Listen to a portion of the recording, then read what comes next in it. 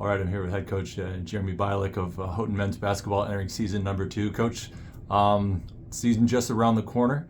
Take us back, though, last year and what you saw in your first year as coach, and maybe how that's helping inform the direction this second year is going to go. Yeah, I thought last year we saw a lot of good pieces, good things as far as transforming the culture and attitude of the program. Had some very enthusiastic players to embrace what I wanted to do, where we wanted to go. And I thought that showed in the fact that we were more competitive against some of the top teams, especially. One loss record, not much different, but a lot of my statistical measurements that I very much believe are indicators of how you're doing improved, and with a younger core group. So that was exciting to see, and really liked what they were doing in the classroom and across campus and kind of transforming the perception of men's basketball. And now we try to build on that. And so it's never as much as you want. You never get as far as you want. And when you're trying to build, you're always trying to get there a little quicker. But I saw a lot of good pieces that can be built upon. And a lot of those pieces return in terms of most of the contributions, a lot of the contributions statistically. Why is that important to have that continuity from year 1 to year 2? Yeah, it's extremely important because you don't want to have to reteach everything to everybody.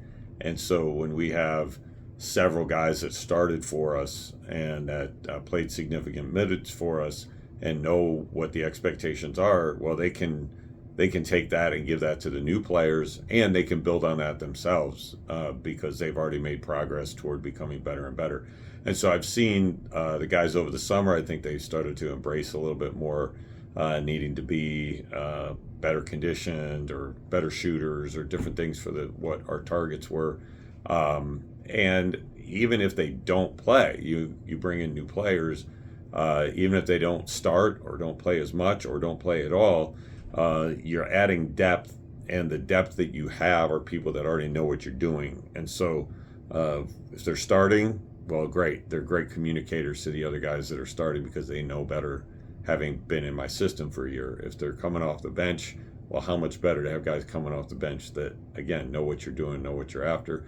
And even if they're on the bench and not playing, but they're contributing in practice, and now you have a deeper practice, that kind of stuff matters almost as much as anything. To be able to take every day you're going out there and you're doing the right things, using the same language. So that's been good, even here in the preseason. So with those returners, you add some new faces, a handful of transfers, and some freshmen. Talk about the meshing of those personalities, those skill sets, and maybe how you've seen them come together during these first few weeks. Yeah, that's always a challenge. I think year 2 of a building program sometimes can look like you're making significant progress because you'd like to see that maybe the win total goes up and you get some exciting wins against good teams or whatever. But internally, you have that challenge of old and new. Every year you have new recruits coming into a program and the guys that were there before. And when we have so many returning, like you mentioned, and several new guys coming in that are impact players, most of them, then you have a natural tension. And I think the trip to Puerto Rico definitely helped us in getting to know each other. They've been pretty good so far in practice and getting to know one another and learning how to play together.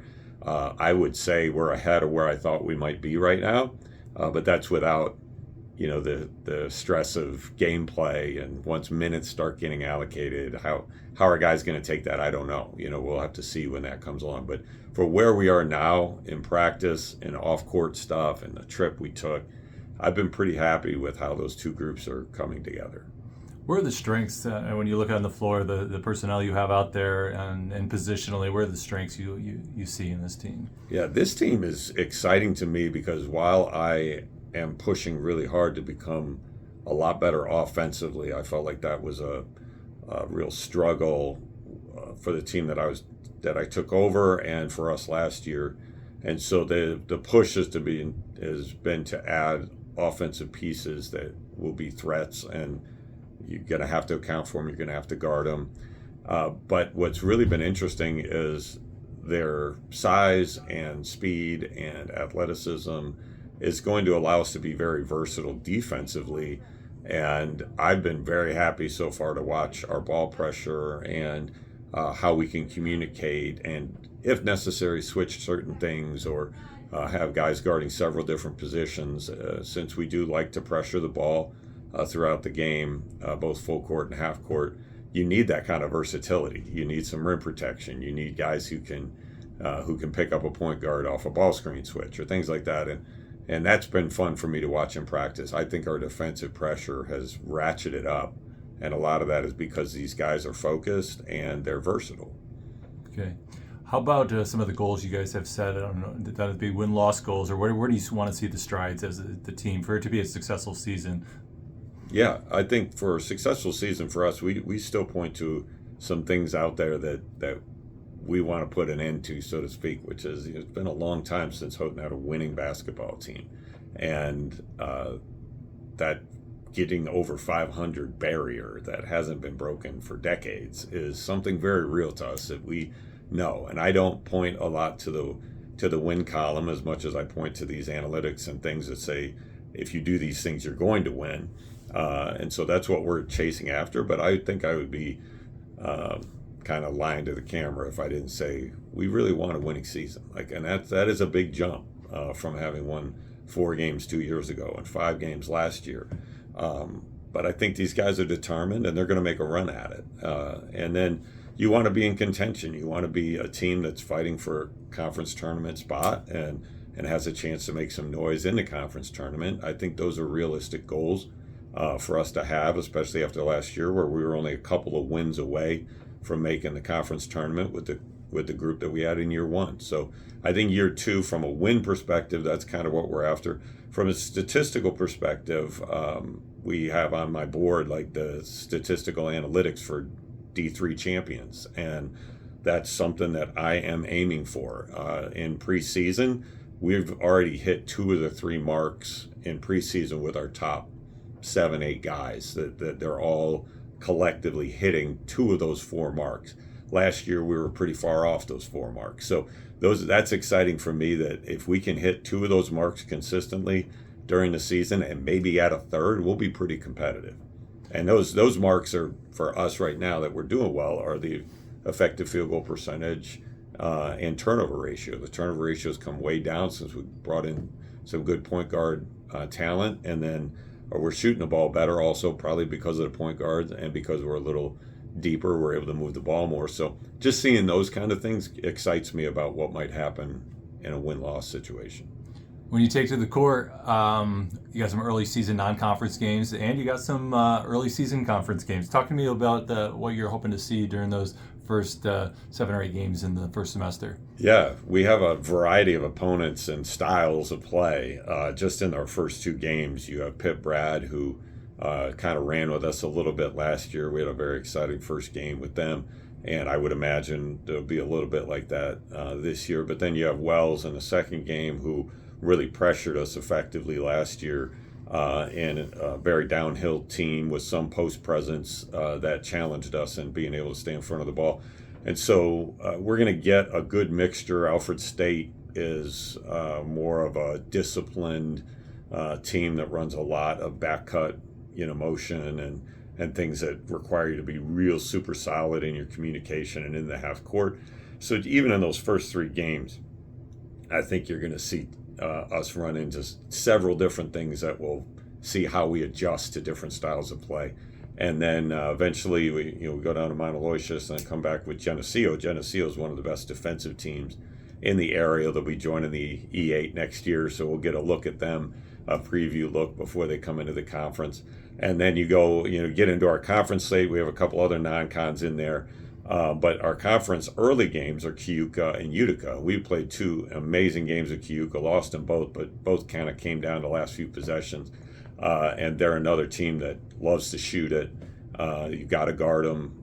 The guards are going to key everything. And Utica was easily the most athletic team in our conference and one of the toughest teams to stop because of their versatility. So I'm looking forward to how versatile are we? How much are we going to be able to match up with a team like Utica, who won the regular season title both the last couple of years. So a lot there, and then we also have a D1 exhibition, before Christmas that will give us, I think, the ultimate test and where we are at that point right before Christmas break. So I'm looking forward to all those because it's not a bunch of cookie cutter teams that all do the same thing, but we're going to see a lot of different things, and they're going to see different things from us than they saw last year. And so it'll be interesting to see how we adjust and our opponents adjust. And then January, February, the heart of the conference play. What is it going to take for this team by that point to be in contention for one of those spots and to be playing at the end of February? Yeah, I think it's going to come down to how disciplined are we, especially offensively, but defensively as well. How disciplined are we offensively in our choices? Are we making great choices in our transition, in our motion, in our set plays? And if we are, we have the firepower, I think, to be very effective offensively.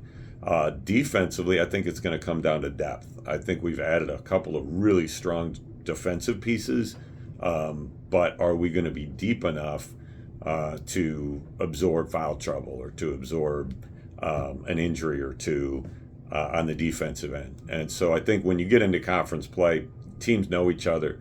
You're going to know what teams are running. You're going to know what you need to do to stop it. But will we have enough bodies on the defensive end? Will we have enough great decisions, one after the other after the other? I think you saw it last year.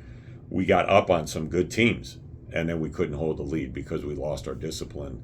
We weren't consistently disciplined on offense. So those are the two things that we're harping on a lot in practice, that we're going over in video of our practices to say we need to get better in these areas if we're going to compete.